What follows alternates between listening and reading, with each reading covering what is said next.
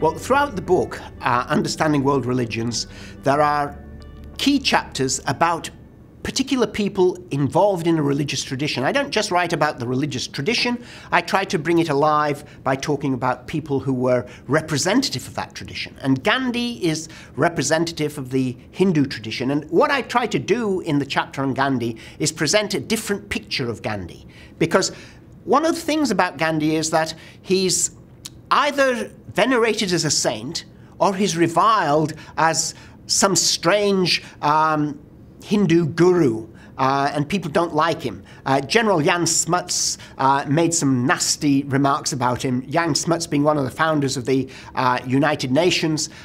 He made nasty remarks about Gandhi running around in a loincloth and things like this. So you get the two sides. You get books about Gandhi, most books about Gandhi venerate him, but then there are some really very critical books about Gandhi. And what I think this brings out is that what I'm trying to bring out in this chapter is that Gandhi was a real living person and a fascinating person in his own right. You can't just slot him in and say, this is Gandhi.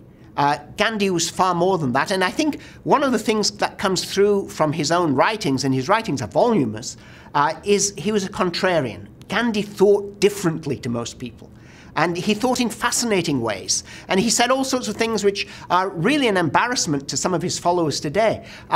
You can find things in his writings where early on Gandhi liked the British Empire and he liked the idea of imperialism. Now, he later turned against it because he found that there was too much racism in it. But the idea of empire was something that Gandhi liked. It was just that the empire didn't work well in practice. So this is what I tried to bring out, and this is probably one of the more controversial chapters in the book, because I don't say what people expect me to say about Gandhi, and I point out how deeply influenced Gandhi was by European thinking. Gandhi loved Tolstoy. Gandhi loved John Bunyan. He thought John Bunyan's Pilgrim's Progress was one of the greatest books ever written, and it is a really superb piece of spiritual biography. Autobiography, spiritual novel, what do you call Pilgrim's Progress? Gandhi thought it was marvelous. And when you think about Gandhi, when you read the normal accounts of Gandhi, people don't talk about these contradictions in his life, contradictions in what he said.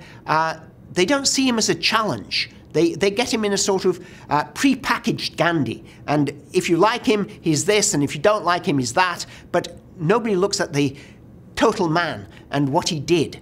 And I think Gandhi is really fascinating.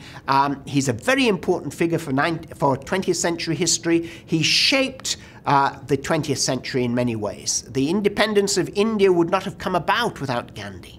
Or if it had come about, it would have come about in a very different way, probably a very bloody way, because there were groups that were trying to overthrow the British Empire by force of arms, and they would have had a lot of support after the Second World War from Russia and other places. So there could have been a very violent birth to India. And because of Gandhi, you got this, what is the world's largest democracy coming into being. And where did Gandhi's ideas come from? Well, they came from the Hindu tradition, sure. He was very fond of the Bhagavad Gita, but they also came from Tolstoy and from Bunyan and from all sorts of other sources. And this is what I try to bring out, the complexity. And it's not simply in the modern world, you can't see religion as isolated. Religions interact, and people within different religious traditions learn from other religious traditions. And very often, I think, not only Christians, but others find this confusing.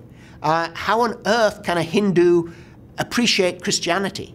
How can a Christian appreciate some things in Hinduism? Well, in actual fact, they can, because there's a human element to all expressions of religion. And in the book, what I try to bring out in these chapters is the human element that one finds in religion and in living religions. And what I want people to do with this chapter is read it and disagree with it. I mean, they may not like what I say, but then they should go and read Gandhi himself and reach their own conclusions. And I hope the chapter provokes people to do that, to go and find out what Gandhi said, what Gandhi believed, what drove him in what he did, and to do this with other religious figures, not to simply take the potted version of religion, but to look at the people who are involved in it and at the complexity that this brings out.